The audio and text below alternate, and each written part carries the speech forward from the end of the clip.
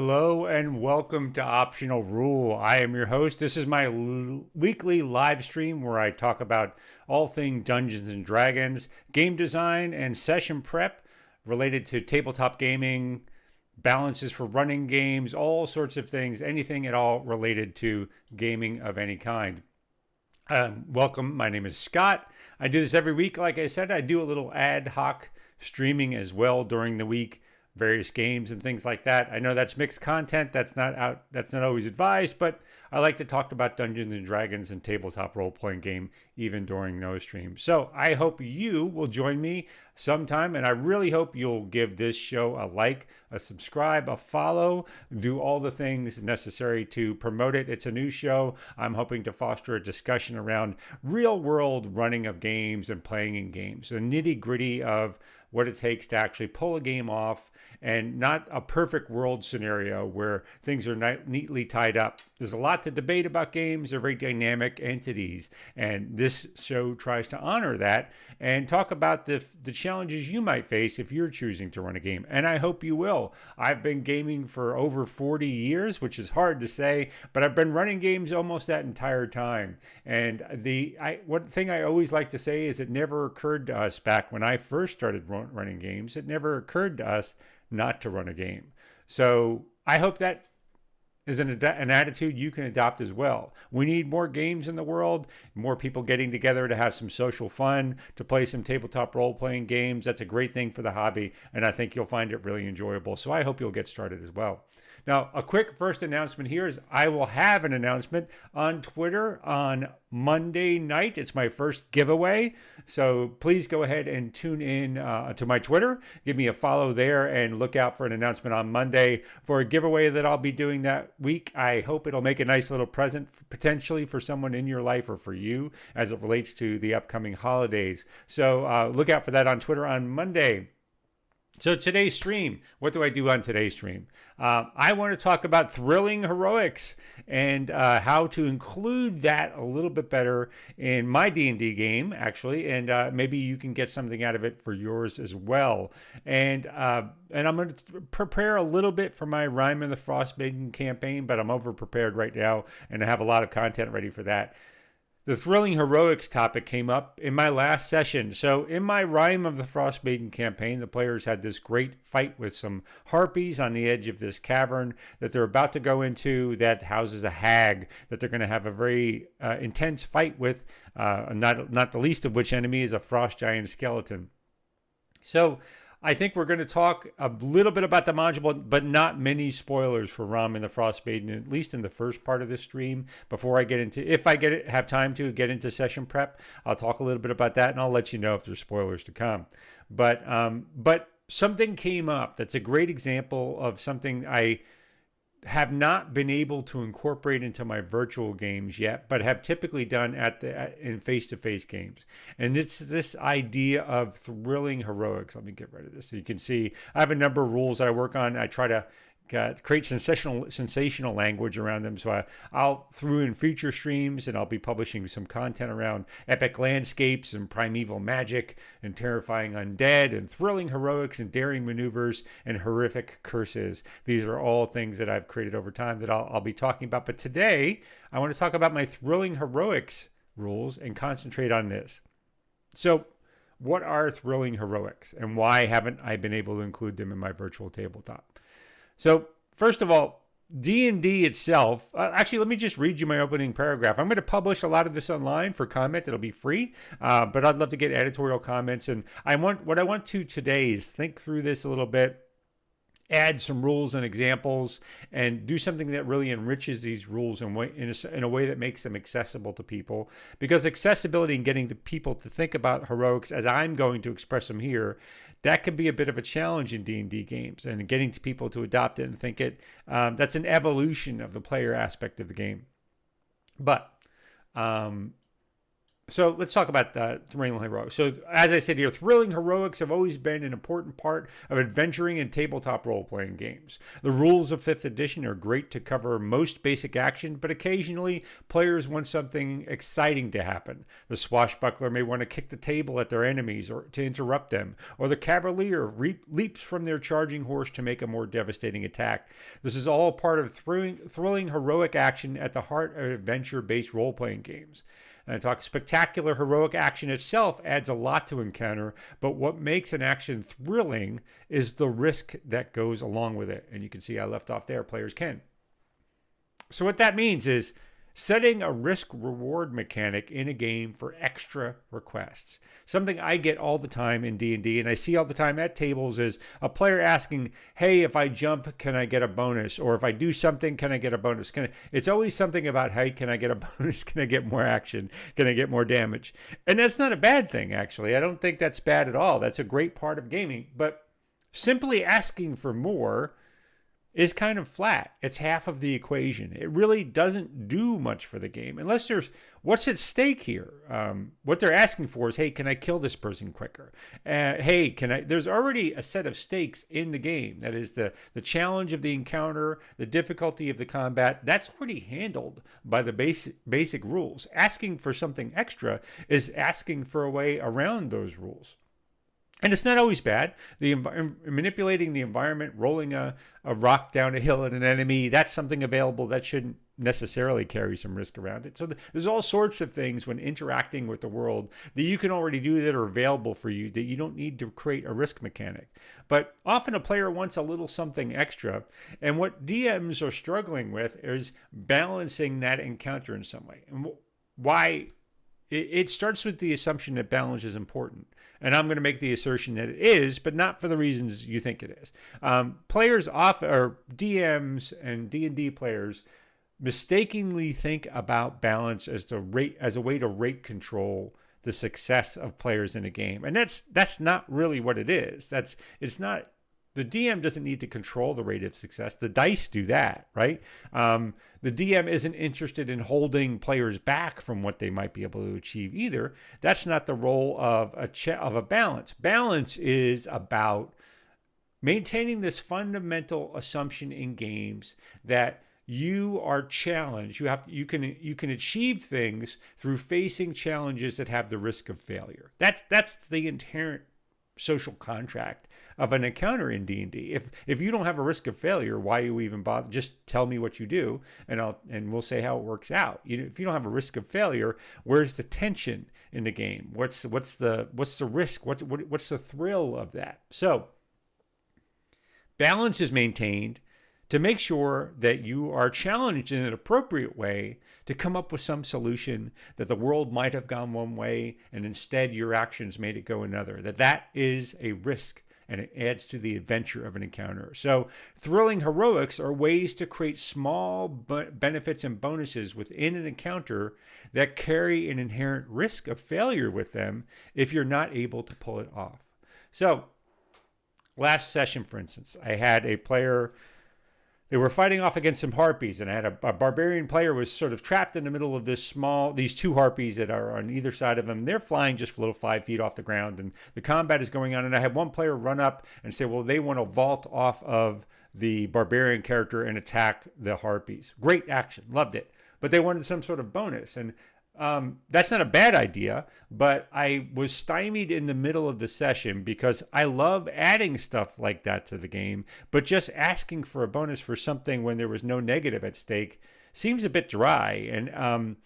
And actually, I'll tell you why. I think that, one, it just leads to this never-ending request of can I have more, can I have more, can I have more? And it's ignoring half of the equation, which is setting the risk. But the other downside of that style of play is that it tends to ignore more introverted players who aren't constantly coming up with ideas or who might be slower in being able to think of it. So just granting bonuses to the last person who talked is a little bit it's ignoring or not doing, it's doing a disservice to more introverted or quiet play styles, which shouldn't be excluded. Now, it's not the there's an assumption that you have to force an introverted player to talk more. I don't think that's always valid. Sometimes they're perfectly happy being an audience member. Sometimes introverted players have no problem with other players getting bonuses, and often they don't. But handing out or letting the game be decided by who spoke last, that's a bit of a disservice in my opinion. So that's why I'm the okayest game master and not the greatest game master.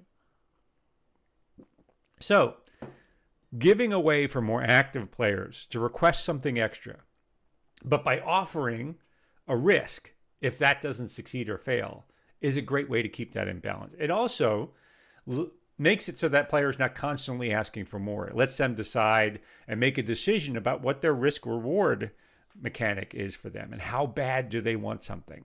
So the idea that you can ask for something extra, but you have to give something to the game master or to the game, that creates a disadvantage for you if you fail. And that's at the heart of what that thrilling heroics is, as a risk-reward structure. Now, I didn't invent this concept. This is something that plays out in many other games, Burning Wheel, Fate, I could go on and on about games, but there's lots of narrative-driven games that this is sort of at the heart of. But for some reason, that concept has not bled over into D&D sessions themselves. And sometimes it's hard to get across because people I think it's because of the tactical nature of D&D. People think, well, if I get into a certain position, I should just get an advantage. And sometimes that's true, but that's not always true. And again, just because you said something doesn't mean you just get an advantage.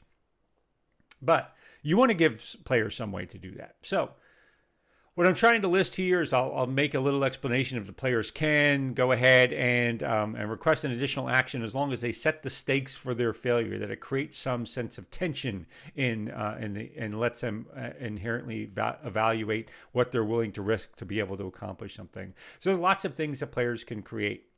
First of all, it's by the way, going back to my original example, one of the things that I sort of it's not that I don't like it. It's just a little unfair to me. Is it always puts it on the game master to come up with the rules. So the player should be an active participant in any game session. They should be offering ideas to the game master of how things can work. Not telling them that's a bad structure, but they should be offering and particularly what happens if they fail. They should help shape the narrative and they can help shape the action in that way.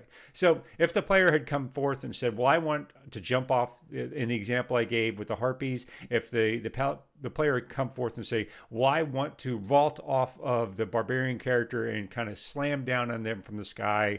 I want to get an extra die of damage in my attack. And if I fail, I'm going to roll an athletics check. And if I fail, I fall down on the ground and I don't even get to make my attack." So their risk is they miss their attack entirely, and their reward is an extra dice of damage if they're able to succeed on an athletics check. Note, they still have to make the attack roll. So they're basically putting themselves in a position where they have to succeed on 2 rolls to be able to actually get that attack bonus.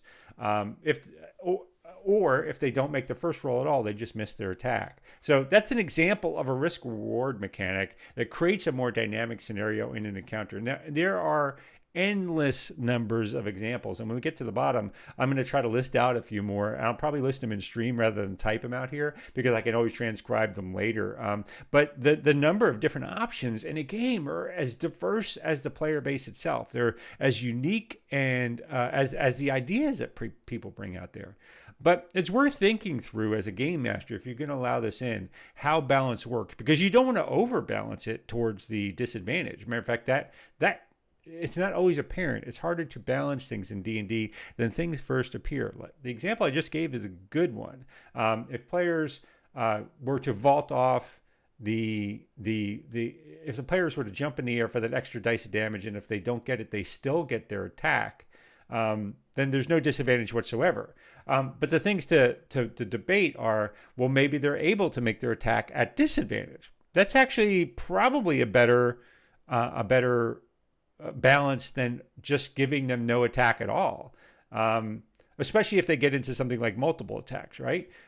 So maybe in retrospect, maybe that's a better example, that the player comes forward and say, I need, and what do I set for the DCs of these, by the way? So DCs, I generally, as a rule of thumb, usually either DC 15 or DC 20, not a DC 10, because DC 10s are coin flips, and usually with any skill whatsoever, it's in favor of the player. So you don't want to make it more likely they'll get it, unless it's incredibly easy. And if it's incredibly easy, I would ask, why are you rolling at all? Just let them do it. And don't even put a risk in it. If it's that easy, they shouldn't be risking something. But if it's hard, which something like generating extra damage out of thin air, or generating a bonus out of thin air when they wouldn't normally get one, there should be some risk associated with that. And really, that should be your guiding. If they're generating out of thin air, there should be something that balances the equation on the other side. I'll give you another example. Rogues often have to have advantage to be able to score their sneak attack. So they're twisting themselves in knots to come up with some way to get advantage. But if it's a one-on-one fight, maybe they can't do that. But a great example might be a rogue that says, if they're in a bar, I want to kick the table up in the faces of my enemies to surprise them, to see if I can get advantage on the next attack. That's maybe they do a DC 15 deception check, or even DC 20 you might make it. You might even make it opposed. But they do some sort of deception, or maybe an acrobatics check, and if they're successful, they gain advantage on their attack and they're able to score their sneak attack damage. If they're not successful, though, what's the bonus here? Maybe you can do all sorts of things. Maybe they lose sight of their enemy themselves when they do that, and the enemy gets advantage on them, or gets an attack of opportunity on them, and they still get to do their normal attack. Or maybe they lose their attack altogether. There's no way to set a one-to-one comparison, because all of these things, by their very nature, are contextual. They're situational. You can't, someone who wouldn't move anyway, let's say they were offering let's say the thief instead wanted to swing on a chandelier to land behind somebody and wanted to roll acrobatics to try to get advantage. And if they miss the roll, they lose their movement or something like that. Well, if they weren't going to move anyway that round, who cares? That's not a risk. That's not a risk. That's just a sacrifice.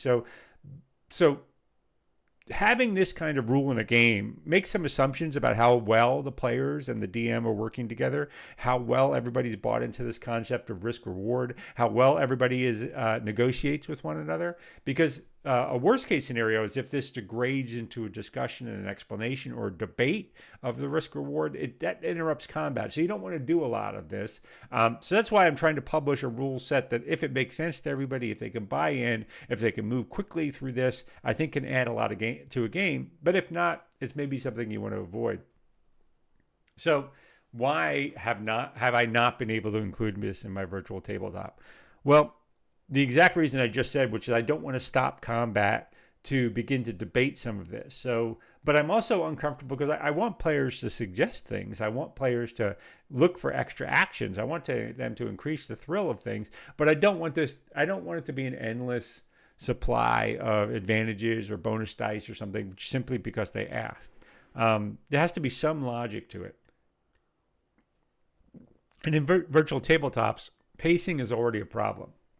So I haven't wanted to stop it and keep it going. So before my next session, I'm going to start the session with a discussion of these rules with players. And that's what I'm going to do. I'm going to sit down with them beforehand and talk about how this might play out, and call on them, ask them to help me. One of the most important and effective things you can do as a game master is ask the players for help. Hey guys, I'm struggling to keep our attention and focus on this session. Can you help me out? Hey, I'm looking to add some action or some additional thrilling heroics to this. Can you make your request in a way that you offer me something if it goes wrong instead? Help me out. Help me keep the focus on the action, and help us keep this exciting. Now, things to avoid when you're creating that. There's a number of things to avoid. I just said one of them, which is avoid a risk that isn't actually a risk. So, if they're not going to do anything, it doesn't really matter. And it doesn't really matter. It's not a risk. But other things you might want to think about balancing out is you don't want to go too far with those advantages. And that sometimes is not apparent immediately what too far is, too high of a bind. There's one, it's granting someone access to an ability that they would not have until later level. So one of the things that the same player requested in last session was, can they sweep attack across two of the harpies that they were fighting? And it's not a bad idea. And in old versions of D&D, you used to be able to do a cleave attack. It's not a bad idea at all, but that's essentially a multi-attack ability. They're third level. I don't want to grant them that's what a multi-attack would be. So I don't want to grant them a multi-attack ability before their time, unless it was incredibly appropriate or unless something really balanced that out. I would be reluctant to do that. So really be cautious about treading into areas they just wouldn't have access to yet. That's something that as they got better, they can look, because they should have something to look forward to in their new abilities. That's why.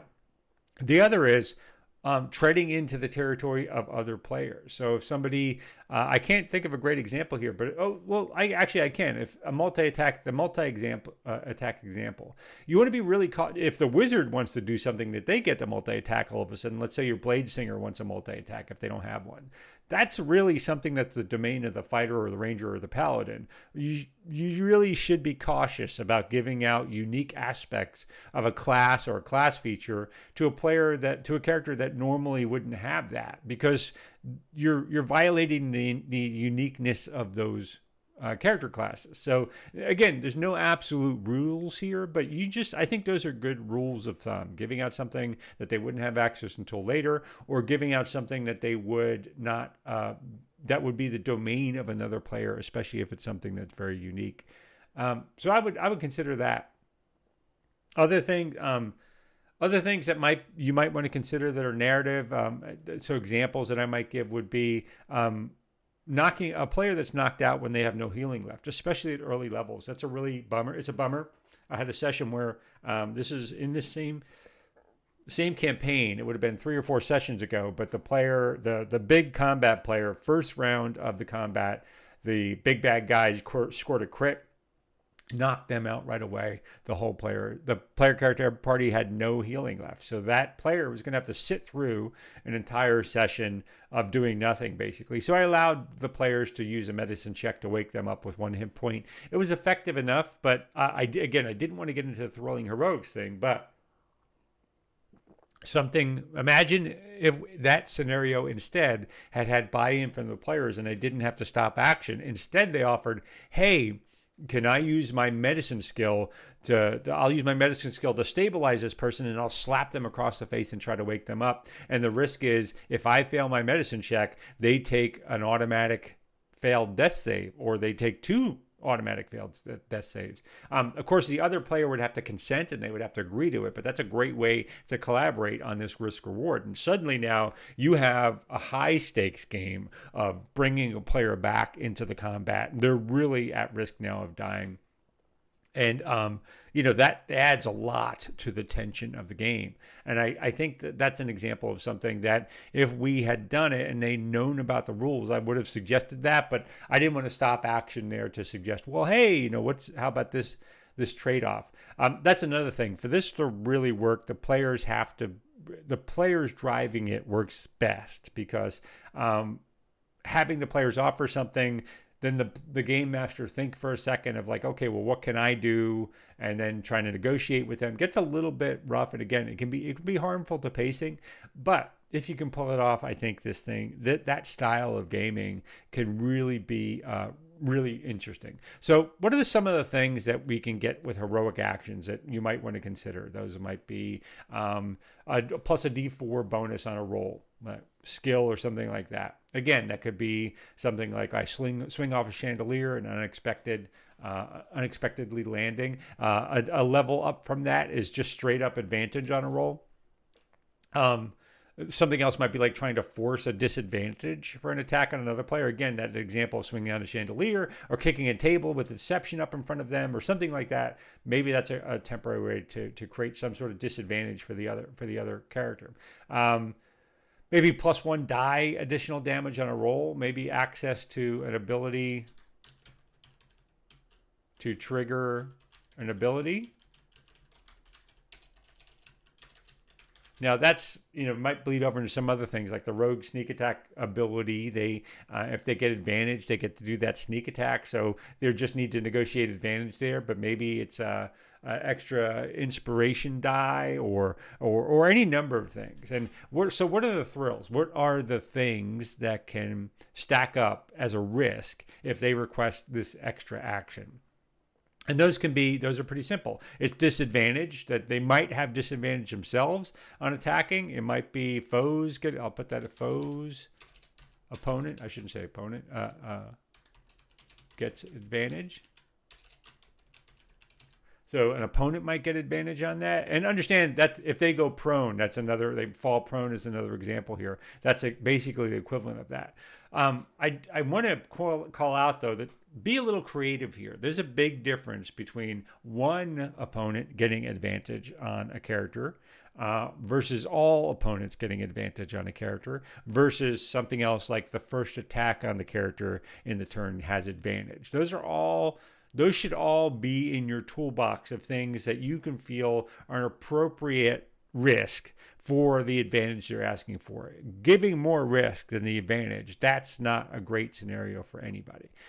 So put all of these options in your toolbox and begin to understand where they fit into the balance of an individual encounter, and that will help you work through this. Loss of an action might be another thing up there. Again, that's contextual. Like loss of an action, a full action, or maybe just an attack, that's one scenario. But if they have a feature like multi-attack, then you're taking away all attacks. That's a pretty big drawback. So maybe you only want to sacrifice one attack of an action if they were to use it.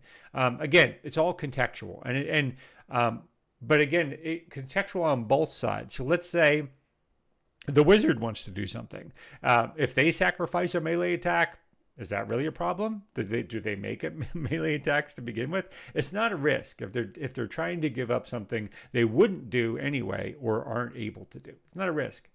So it has to be risk for that character in that situation. They might invoke an attack of opportunity. So let's say an example might be that the rogue wants to get onto the other side of, there's a big pile of combatants and there's some goal on the other side of those combatants they need to get through, but there's no good way to get there. Now, you might not do thrilling heroics and just say if you'd already described the chandelier there, maybe they can swing on a chandelier to get over it. But what if they fail? That's a good question, right? So maybe you do want to risk. Maybe they swing on a chandelier to get past all of the combatants that are there in the environment. And if they fail, they fall and land in the middle of the melee, and maybe they're prone. Prone is a rough situation because now everybody has an advantage on attack on them. Maybe just the first person gets an attack. Maybe falling into it and trying to go over, they get attacks of opportunity from 1 or 2 1d4 opponents within the group. There's any number of ways that you can balance it, but you're telling the person ahead of time, all right, this is your role. If you fail, you are going to get 1d4 attacks of opportunities by people going across it. You can choose at any time to drop into the middle of them and stop those attack of opportunities, but that's up to you. So they know, okay, now I have a stake. When I'm rolling this acrobatics check to get over the top of them, they might they feel that sense of tension, like, oh, here we go. This is what's at stake here.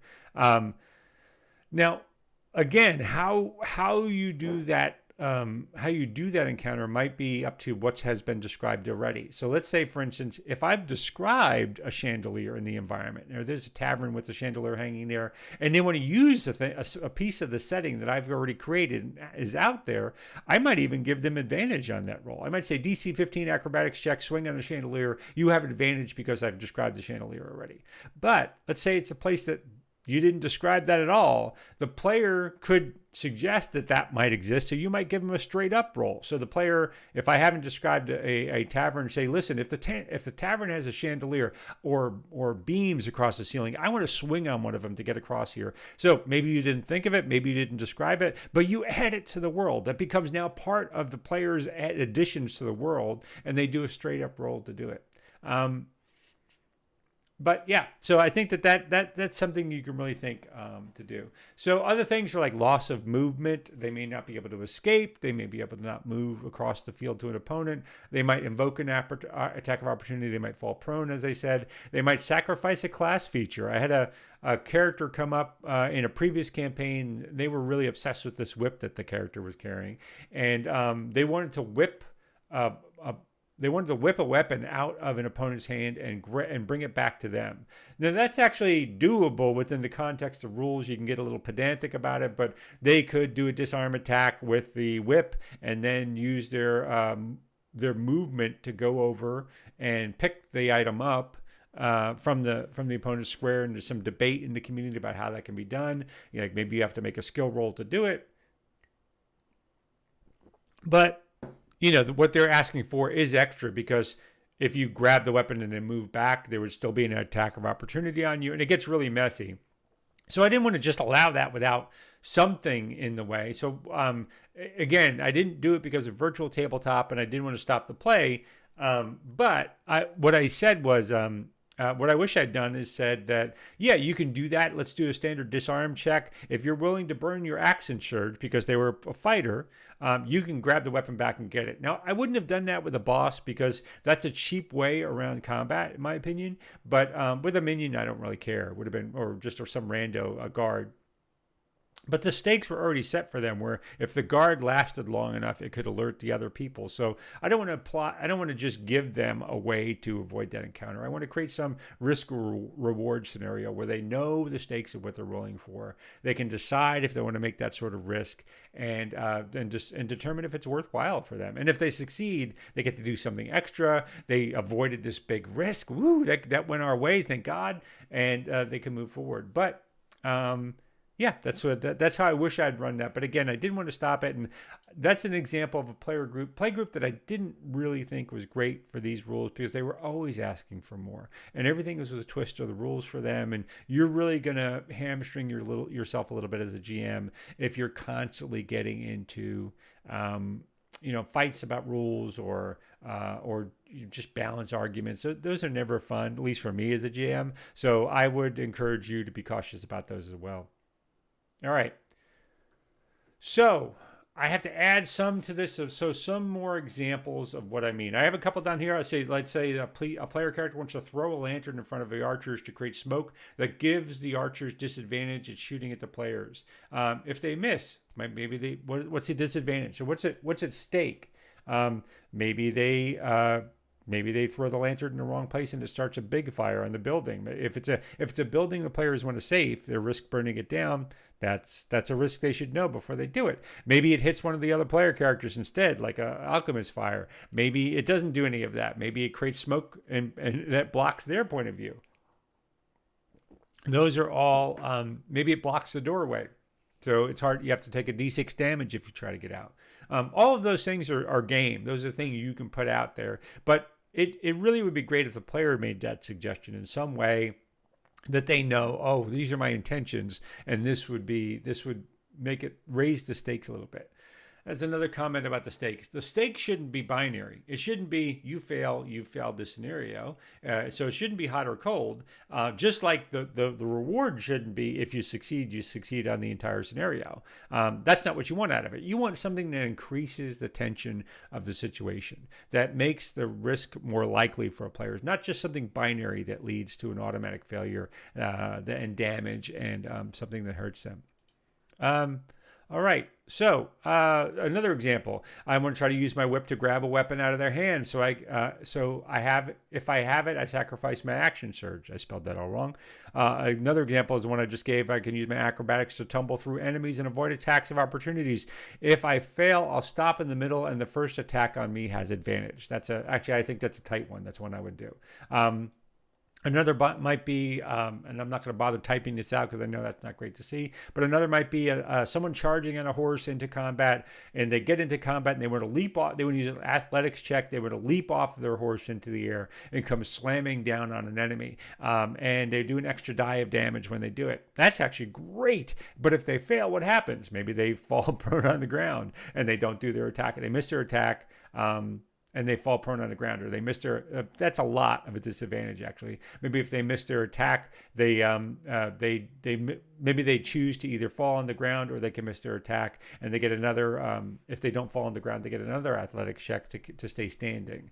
Those are all balances that can come into a situation like that. Maybe if they choose to jump into the air, they can get advantage in surprising an enemy by swinging through combat. Maybe they can try to get a flanking bonus. Those are all, I think, great situations. And one of the nice situations is, generally speaking, this is something that's the domain of the player character, which is a nice to have. One of the I don't use flanking rules, for example, in my campaign. One of the reasons is that's a rule that gets used way more on the player than the players using it on NPCs. And there are certain enemies like a hobgoblin, let's say, that flanking rules let them just chew through the player characters. It really puts them at disadvantage. So I think you should be really cautious of that because I think NPCs get it too. But in this, generally speaking, other than the odd situation where a game master might want to create more tension for an NPC, this is the domain of the players. This creative flourish of action is really something the players are going to be the ones driving, and uniquely and distinctly belongs to them in the world. And I think I like that. So I think this is something you can consider including in your game as well. And I would love to hear your thoughts on this. So if you've used something like that before in a game, if you think you would add it to a game, go ahead and drop it down on the tavern wall below. I'd love to hear what you have to say about it. Love to hear other people's feedback as well. I'm going to release these sets of rules in this write-up this week. My game is on Tuesday, so I need to have something ready for the players to see by then. So I'm going to release it probably on Reddit. Maybe I'm going to release a website too on Monday. That's not my announcement. My giveaway announcement is one that'll happen on Monday, but I have to have the website up to put the giveaway on. So yeah, that's going to be it. So balancing things out is a difficult prospect. So let me just read that. The core idea of thrilling heroics is that they balance risks with rewards in 5th edition games. They're not intended to create new mechanics, imply a new contract with the DM, and are always expected to be ad hoc actions. What I'm saying there is basically you really want to avoid creating a new rule set. So if I give a player with a whip the ability to whip an item out of someone's hand, they might expect that to happen every time. And you don't want to create a new mechanic. You're just trying to create an exciting added flourish to a situation that's always contextual. So be clear with the player that you're not setting up a new social contract with them for a mechanic in the game. When requesting some sort of heroic action, there are a few things to keep in mind to keep this from going off the rails. Heroics are generally creating an opportunity for something they might reasonably have access to. It's generally a good idea to avoid allowing access to features or abilities not available until later in the game. I've said that already, such as multiple attacks. Likewise, it's generally good to avoid granting a character access to some ability or feature that is a unique aspect of another character's class or role. Very important. It can't be emphasized enough that balancing these requests is not only important to maintain the challenge of the game, but for inclusion of playstyles as well. And again, I really want to emphasize that. Some players are naturally more introverted, and others might be more talkative and coming up with more thrilling heroics more often. Granting more advantages to players who just talk more is a disservice to players with more introverted or cautious playstyles. Balancing these advantages with potential risks maintains a healthy respect for different playstyles. And I think that is wholly important and absolutely the job of the GM to make sure that you're being inclusive about how you introduce these new rules. All right. So that is thrilling heroics. So for this, I'm going to include a bunch more examples because I think that is something that really gives people ideas to work for. I'm going to request examples of this online for people. So if you're hearing this, you're reading it, and you have something you think are great examples, go ahead and put them in there. I'm going to flesh out a couple more heroics, a little bit more context, but this doesn't need to be more than two printed pages. Then I'll put it in a published format and I'll get it out there. So future questions on future rules. I've talked in the last few streams about future publications I intend to have out here, and I do intend to publish in 2021. This is some of what I'll be publishing. You can see I have epic landscape rules, and these are just rules around terrain conditions and taxing and how things get more inclusive. Some primeval magic, which is how you can do like herbalism and getting properties of the land. Terrifying undead, how you can make undead more contextual, more lore based, and more flavorful in general. Thrilling heroics, I just talked about. Daring maneuvers, which has to get added there, but that's basically, and I'll talk about this in a future live stream. That's a way to have dynamic movement in theater of the mind play. I think one of the mistakes that people make in theater of the mind play is that they just assume movement is still that tactical form of D&D, that grid-based tactical movement, and it's not impractical.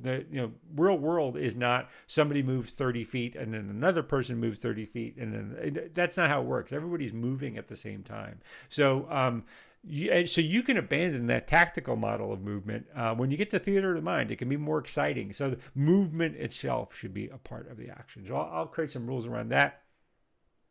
I have a bunch of campaign adventures that I'll be publishing next year, as well as some setting stuff. But yeah, that'll all be published under optional rule games, and it'll be coming out soon. All right, I think that's enough on the thrilling heroics. I think you've gotten where I'm going with that. I've gotten certainly enough out of talking about it and thinking about it some more. Now I just have to commit a little bit more of that to the documentation. I've lost my place here. Documentation, and move forward from here. Now let's talk a little bit about my upcoming session in Rime of the Frostmaiden. So we're going to get into spoilers from Rime of the Frostmaiden here. If you don't want to be spoiled on this, please don't watch the stream. If you're one of my players, please go away. We're not doing that here. So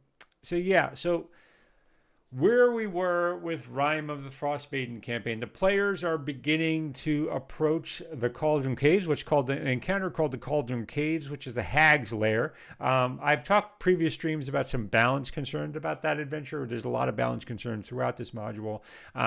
Where we left off was the players have gone through this Cauldron Cave in search of something I added, which is called the Prism of Saloon, which will let an artificer basically grow more food for people in the 10 towns. Now this overlaps with a MacGuffin that was already in this adventure, which is a Cauldron of Plenty. But that's still in here. Well, I'll get to that because that's part of my debate on what I have to do for session prep. And I've named the hag Singing Christine, which is great because when the players go in, there's always this sort of singing narrative in the back as they know she can see them, and it's sort of this creepy, the adventures come to see me, that kind of adventuring voice that the hag has on them. It creates a great creepy environment. But actually, let's go to my virtual tabletop and point out where they are so you can see this. So yeah, the players have done. I use Foundry Virtual Tabletop, by the way, and it always asks me to save my password, and I don't want to do that because multiple passwords. So the players have gone through most of this encounter. Get rid of this. And they have come from the outside of the cave. They've kind of snaked their way in. There's a direwolf here that they never did encounter. They slipped off to this bridge. You might want to remember one of my previous streams. There's a water weird encounter here. I turned that encounter into an environmental encounter with the water weird stuck in the ceiling, flailing around and causing ice to fall and do a d6 damage. Thank God I did that because it ended up exactly like I was worried about, which is one player slipped off of here and ended up doing a slide all the way down to the landing at the bottom of these falls. So it would have been one player facing off against a water weird while the rest of the party sort of shuffled down this frozen lake and got to them. So thank God instead I didn't run that. They had some, and it was a great maneuver. One of the other players, this is where thrilling action really comes into play, which is fantastic. One of the other players, after this player disappeared, they decided to do a Legolas from Lord of the Rings. So they jump off of this bridge with their shield. They land on it like a sleigh, and they go sliding down here. Just before they get to the edge of this ice falls, they turn around and put an ice axe, which is they have on their inventory sheet, into the ice to stop them. The first player that fell tried to do the same thing. They missed it, so they fall off the falls, take a d6 damage from hitting the ice below. The other player character stays on top of it, and they're now at the top of the falls with the other player at the bottom. Now, the scenario I set up, in the write-up, what would have happened if they just would have been attacked by this water weird, which is overbalanced for 2 player characters. But instead, in a previous prep session, I said I was going to make an environmental challenge instead. So this water weird is woken up. It's stuck in the ice, half frozen there on the ceiling. It was woken up by these players and begins to flail and panic and tries to get out of the ice, causing all this ice to come crashing down. So the player character at the bottom of the falls has to make a dexterity saving throw, or they take a d6 damage every round, and they take half with a successful save. That created this opportunity for the player at the top of the falls to throw this rope out there, and the player to make this athletics check to get out of the area before the next encounter. It worked out pretty well. They ended up taking 3d6 damage altogether because they fell off of the bridge, took a d6 damage. They fell off of the water slide and took a d6 damage, and they were stuck in that area for 1 round, and they took another d6 damage. They're only 3rd level. That player ended up taking 3d6 damage for 19 hit points. I think it took 12 hit points, and they were in trouble from that. And they came out of it and got out. So that immediately put them in front of this entrance, which is where we left off.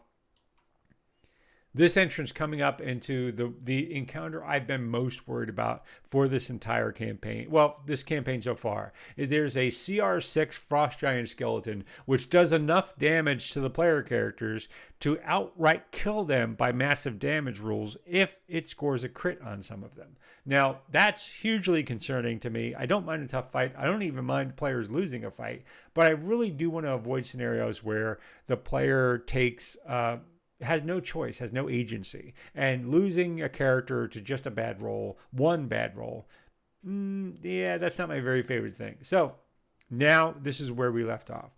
So what they're going to do is they have this Frost Giant to face off against. Over here in this room, I have a Hag and a Will-o'-the-Wisp. I'm going to have them hang back, and I'm able to add these great effects, by the way. If you're seeing these shimmering effects, this is a part of the lighting module that comes with Foundry VTT. I love it. I think it's great. So they're going to come, they're going to hear sort of taunting, rhyming, singing during their fight, because it's irrational that this Hag wouldn't know something was up. And but she's the Hag. She's a CR2 Hag. She's not going to get into a fight with them and risk her own life. She's going to assume this skeleton of hers can take the players out.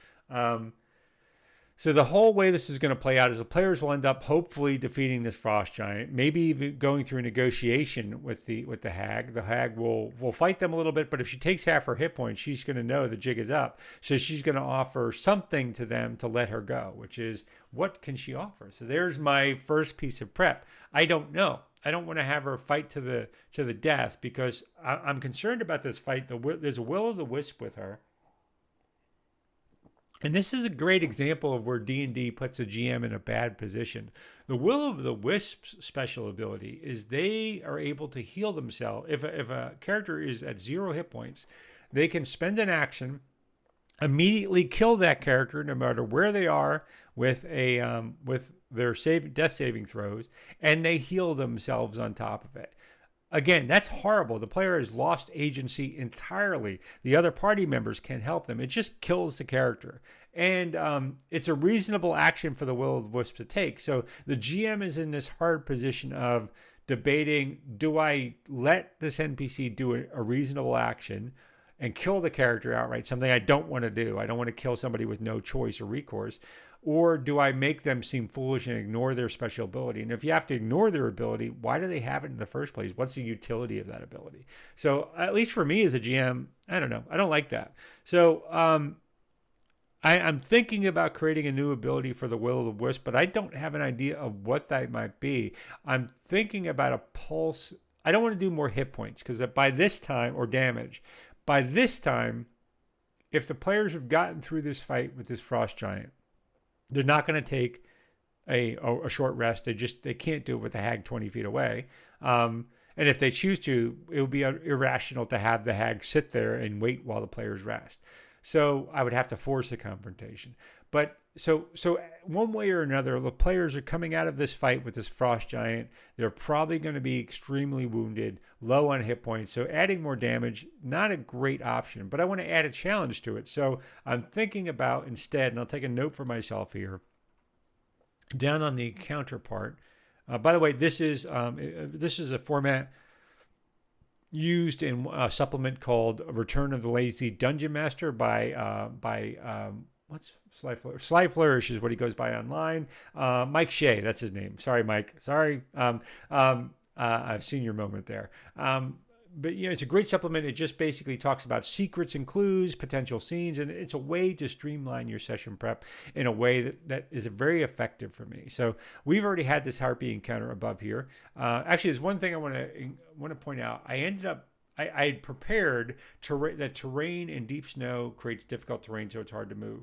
But the setup was the players were 100 feet. The combat was 100 feet away from the rest of the players, and I decided to actually drop that because it was already hard enough to get to the combat, and I didn't want to create 2 or 3 frustrating rounds of players wading through snow at half their movement to get there. So I actually, on the fly, decided to cut that part of the encounter because it didn't add anything to it. It just created a challenge. So I talked about thrilling heroics before. A reward with no risk is no reward at all. I would also say a challenge with no thrill is no challenge at all. It's just frustrating. It's just annoying. So that's why I decided to drop that. There's a couple potential scenes I have to strike from here actually, and don't have a good option for them. The return to East Haven is one of them. I'm probably not going to get to that in this stream, but I do need to think of something before the encounter. So in the Cauldron Caves, something about the Prison Saloon. What do I want to stage the hag encounter? So the Will-O-Wisp. I want to replace their ability. And what's Will-O-Wisp? See if I can find them. Will-O-Wisp. They have an ability here called Consume Life as a bonus action. Oh my gosh, that's right. I keep forgetting that. Will-O-Wisp can target one creature it can see within 5 feet of it. If it has 0 hit points and is still alive, the creature must succeed on a DC 10 con save or it dies. Boy, that's just bananas. So I could do something like give it a vampiric strike, which is probably more in keeping with what their ability is supposed to be. But I just said I don't want to add more damage because these players are going to be really thin on hit points by the time they come to this encounter. But what I would love to do instead is create some environmental challenge. It's always my inclination when I don't want to add damage to a situation. So replace Consume Life with, let's say, a strobe ability with some flash ability. So there's already a glowing pile of light. Maybe it flashes and blind and causes DC 13. What would it be? DC 13 Dex save. Dex is so overloaded in this game. Save or blinded for a round. Yeah, I'm going to do that for a round. Ooh, I want to make this a recharge ability. So I don't want to just make it once because it might be fun if they did it multiple times. But recharge, how often? About every 3rd round. The combat is not likely to last 3 rounds. So let me do on a 5 or a 6 on a D6. So yeah, that's what I'll do. I'll replace the Will-O-Wisp's Consume Life ability with a blinding flash of some kind, and it'll blind everybody within let's say within 30 feet for 1 round. That's it. And blind's a great ability. It's a misunderstood ability. It doesn't render you unable to act. It just gives you disadvantage. So it would be a great ability for the Will-O-Wisp to use if the hag was trying to escape, which she might do. I mean, I think at CR2, even if the players are wounded. This is not a harrowing encounter, and they just came out of a harrowing combat. Why would I just throw another harrowing combat at them? Let's go to the sources here. Icewind Dale, Rime of the Frostmaiden, and it is under East Haven, Toil and Trouble. So let's look at this hag. It's a sea hag, actually. I don't think there's no magic here. So U10, let's get down to that. How long is she likely to last? Because the players, even at level 3, they are putting out some serious damage. So she has 52 hit points. Man, they might be able to take her down in a round. Yeah, there's a good chance, depending on how much damage they have left, because they have a paladin who can smite. They have a ranger with a bunch of abilities. There's no rogue in the party, but they have a barbarian with rage abilities and a few rages left that they can do a little something to that hag. So she'll be lucky to last a round, which is important to keep in mind. So I think what this is likely to be is a chase scenario. So hag encounter, likely she will try to escape. Oh, I know. So what is an escape scenario? So if you look in the Dungeon Master Guide, there's certainly chase rules, and I would look, so I would look that if wounded at all or cornered, she'll first tries to cut a deal, try to deceive, or cut a deal. So she'll first try to deceive the players or cut a deal. She doesn't know they're good or bad or doesn't know their backstory. So she's going to go ahead and offer them some reward instead of what that is. So probably not going to work. So she'll try to escape. The wisp will try to blind people, and she will try to run out and escape. What ability does she have to do that? She'll call to the dire wolf. So that's a combat encounter. But again, I don't think it's that big of an encounter. What's a dire wolf's hit points at? The players can output about 35 to 40 points of damage around. That's about average. If they're triggering their special abilities, they can easily get up to 50. So dire wolf, I think a dire wolf is well below that, but let me see. So their hit points are 37. Yeah, so they can probably chew through that thing if they want, but it's hard, and this is good. So in a chase scenario, this DC, if a direwolf hits, they have to make a DC 13 strength save or be knocked prone. So it will serve to break the party up a little bit in this chase scene. It really won't be that hard to catch the hag, but it will create a sense of tension as she's leaving. So she'll grab the Prism of Saloon, which is what they're after, leave the cauldron behind, and so if she gets away, which I don't think she will, it'll be a defeat for the party because they'll get away with with one of the major items we're looking for, but they'll be left with an alternative, this Cauldron of Plenty. She's been using this prism to enhance this food with more mystical properties, and it basically created the turned a regular cauldron into a Cauldron of Plenty. So yeah, so I think that's where I want to go with this adventure. We got about 3 minutes left in this hour, so I'm gonna end it here in a moment. But yeah, I think that's good. So what the players will do is they'll fight it out with this Frost Giant. This Frost Giant, I've dropped that Frost Giant's ability to do critical damage. By the way, that was my balance there because again, I think it's over CR'd, but I've been pleasantly surprised at things that I thought were too hard for players. They've been able to take down. But I will say the one thing I am cautious of is if a bad roll generates enough damage to outright kill a player character, I don't feel like that's a lot of fun. So what I balance this is two ways instead. One, I've removed their ability to do critical damage. So when they crit, they don't do damage. They knock the player back 10 feet and knock them prone. So that's still an ability, but they do regular damage. But so they're taking a good amount of hit points because I think it's 25 average damage, something bananas. But which will down a player, any of these players in one shot. Any player but one or two. But it's not going to automatically kill them. And it does create it raises the stakes of the combat, but it doesn't create an unescapable situation. The other is that I have them not using their main attack, so they have this axe. I've given them a shield instead. So I put in a player background that their grandparents were adventurers, and their grandparents actually fought this giant back in the day and lost their shield in this encounter. So now they're coming in. It's been turned into an undead, but and it has the grandparents shield and it has this thunder wave ability. So I think this will avoid seeming cheesy. I don't want them to. I'm going to replace their weapon with a warhammer, like giant sized warhammer instead. So it's not a great axe. It'll do a little bit less damage.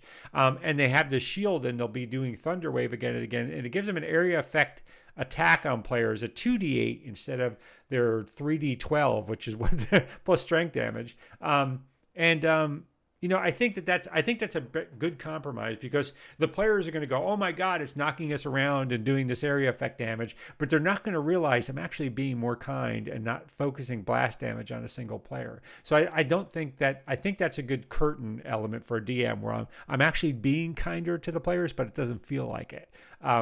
And it'll give them more of an opportunity, because this creature has over 100 hit points, and it's gonna take them all of their abilities, blow all of their abilities to take this thing down in 2 rounds, and it can wipe out a party in a round or 2, because that is multi-attack on top of it. So I'm going to replace it with a single warhammer, large warhammer. I'm going to replace. Give it that attack ability and replace its crit ability. That's how I'm going to balance this creature. Still, when it gets to the hag, they're going to be spent for the most part. All right, so that's a good set of actions. The things I didn't get about are I do want to create, and this is what I'll concentrate on next week. I need to link the next set of adventures, because I want to have some milestone for the players at 3rd level and at 5th level. 3rd level was great. It was undoing this sort of conspiracy to create a cult of Orreal. At 5th level, it's supposed to be untying this conspiracy to work with the Dirigar dwarves to undermine the 10 towns. And then the next milestone is at 7 or 8. That's defeating Orreal herself. I need to create some plot elements around what's the Arcane Brotherhood's role in all of this, because that's a setup for that level 7, but I don't know what that actually is yet. So I'm going to create something more tense and more challenging for them, but I'll deal with that next stream. I think this is enough for a single stream. All right, if you've joined me here, you made it to the end, I really appreciate it. Thank you for joining and watching this stream. It's been a great pleasure to have you here. I do this every week at noon on Saturdays, and again, I've begun streaming some gaming sessions during the week, so look out for ad hoc streams, most likely Monday or Wednesday night. That's just chatting about D&D and playing some random game I happen to be interested in, and streaming while I'm doing that. So as always, I hope you'll leave a comment down on the tavern wall below. I hope you will like, subscribe, thumbs up, hit that bell alert, do all of the social media things that helps with this show. Again, it's a new show. It's small and growing. I really hope you'll go ahead and share this on social media as well. So please post it to your Twitter, post it to your Instagram, post it on Facebook, tell your friends about it.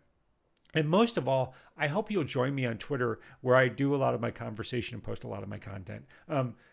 I really enjoy that. I've maintained I do only D&D content under my optional rule Twitter, so no cross content. I try to engage people in a positive way and keep that conversation positive. And I've been pleasantly surprised at how well and positive all of the people I'm discussing with D&D with on Twitter have been. It's really been a great experience, so I hope you'll join me there. And look out for the announcement for my first giveaway, which will be happening on Monday. This week being the 5th of December. So on the 7th of December, I'll be posting details about that giveaway. I hope you'll find it fun. I think it's a great potential present for D&D or potential D&D fan coming for this Christmas. So I hope you'll participate in that giveaway as well. All right, that's it for this week. Thank you for joining me. Thumbs up, subscribe, all the things. Until next week, we will join with more session prep and some more rules discussion. But until next week, remember, fun is not optional. Thank you, everybody, for joining me. Have a great week. And I always struggle with this outro. Thank you, everybody.